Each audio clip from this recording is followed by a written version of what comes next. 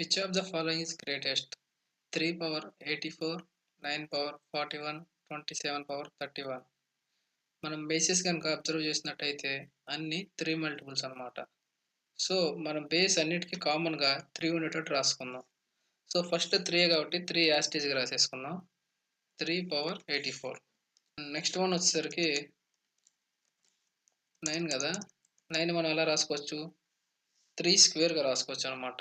3 square whole power 41 అంటే 3 square రాసినప్పుడు 2 వచ్చింది కదా, ఆ 2 అను 41 మల్టిపుల్ అవుతాయి అనమాట. సో దాన్ని మనం ఎలా రాయొచ్చు అంటే 2 ఇంటూ 41గా రాయొచ్చు. అండ్ నెక్స్ట్ 27ని మనం ఎట్లా రాయొచ్చు అంటే 3 క్యూబ్గా రాయొచ్చు అనమాట. 3 క్యూబ్ అంటే 31లో అప్పుడు 3 ఉండి బేస్ 3 ఉండి పైన 3 ఇంటూ 31గా వచ్చింది. సో 3 ఇంటూ 3కి పవర్లో వచ్చి 3 ఇంటూ 31. కింద మన సొల్యూషన్ 3 యాస్టీస్గా 3 రాసుకుందాం. 84కి యాస్టీస్గా 84 వచ్చేసింది. ఇక్కడ ఈ 3 పవర్ 2 ఇంటూ 41 కాస్త మనకేమైంది 82 అయింది. 382.